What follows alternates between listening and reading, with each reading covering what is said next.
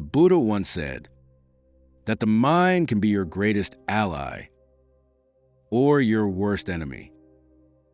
Your life does not move according to luck. It does not move according to fate. It moves according to how your mind reacts. Two people can face the same problem. One breaks. The other becomes wiser. The difference is not intelligence, not strength, not circumstances. The difference is the mind. So today, we begin this journey with a simple but powerful question. What is the mind, according to Buddhism?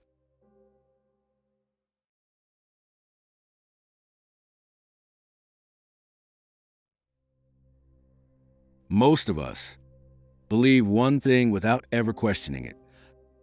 I am my thoughts. I am my emotions. I am my mind. When anger arises, we say, I am angry. When fear arises, we say, I am afraid. When anxiety arises, we say, something is wrong with me. But the Buddha challenged this assumption at its root. He said, if you carefully observe the mind, you will notice something shocking. The mind is not one solid thing. It is not permanent. It is not stable. It is a process.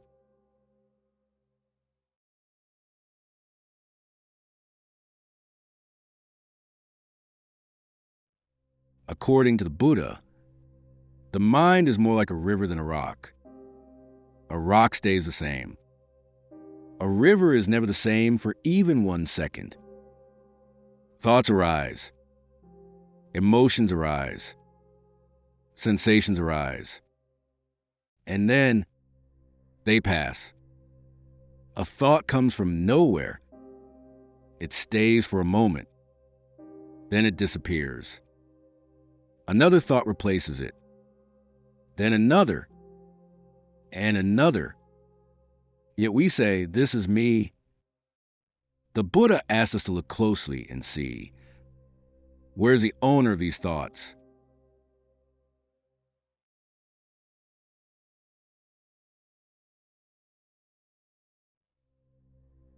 The Buddha taught that suffering does not begin with pain. Pain is natural. Pain is unavoidable. But suffering begins when we cling. We cling to pleasant thoughts. We resist unpleasant thoughts. We chase comfort. We fight discomfort. This clinging is called attachment. When the mind likes something, it says, I want this to stay. When the mind dislikes something, it says, I want this to go away.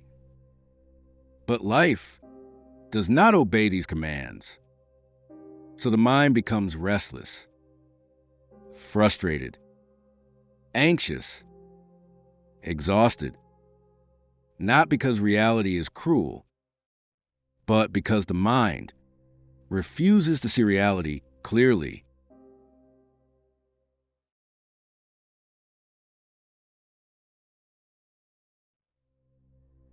Imagine holding a hot coal in your hand. The heat is painful, but instead of dropping it, you squeeze harder. And then you complain, why does this hurt so much? The Buddha said, this is exactly what we do with thoughts. A painful memory arises. We replay it again and again. An anxious thought appears. And then we feed it with imagination. An insult is remembered. We relive it for years. The pain arises naturally. The suffering is self-created.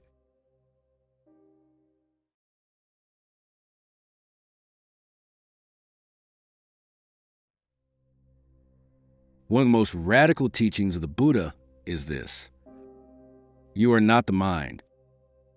You are the one who can observe the mind. This is not philosophy. This is an experience. Right now, as you listen to these words, thoughts may be happening. Agreement, doubt, distraction. But notice this: if you can observe a thought, how can you be the thought? The Buddha called this simple awareness, mindfulness, not concentration, not control, just observation. The Buddha did not say, destroy the mind. He said, understand it. Because the moment understanding arises, something changes. You realize you are not angry. Anger is happening. You are not anxious. Anxiety is happening. You are not broken. A mental state is passing through you. The single shift creates space. And in that space, freedom begins.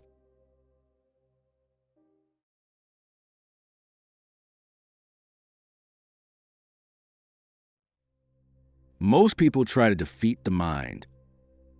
They suppress thoughts. They distract themselves. They force positivity. But the Buddha warned, what you resist persists. The mind is like a wild animal. If you attack it, it fights back. If you run from it, it chases you. But if you calmly observe it, it begins to settle on its own.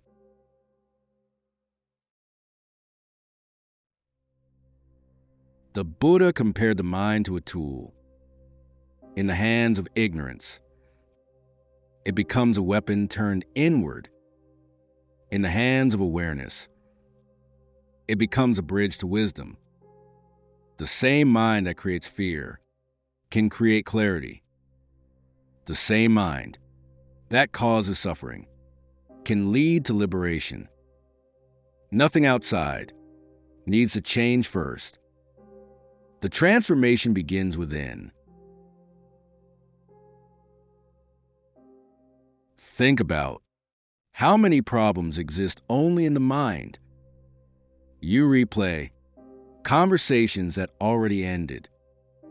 You fear events that may never happen. You suffer over outcomes that are not real yet. The Buddha said, the mind travels endlessly, past and future. But peace exists only here. When the mind returns to the present moment, even briefly, suffering weakens. The Buddha did not promise happiness through possessions. He did not promise escape through rituals. He did not promise salvation through belief.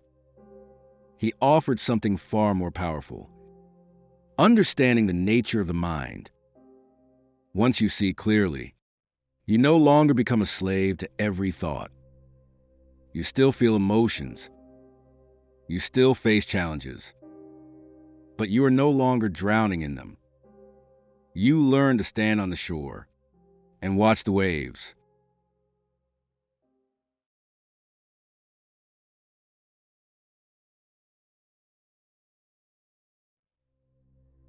So remember this: you don't need to fight the mind. You don't need to control every thought. You don't need to become someone else. You only need to understand. Because the moment you understand the mind, it stops being your enemy and becomes your greatest teacher. In the next episode, we will explore how craving and desire quietly control the mind, and how the Buddha taught a way out. Until then, observe. Not judge. Not react. Just observe. and let the inner light grow. Seedling.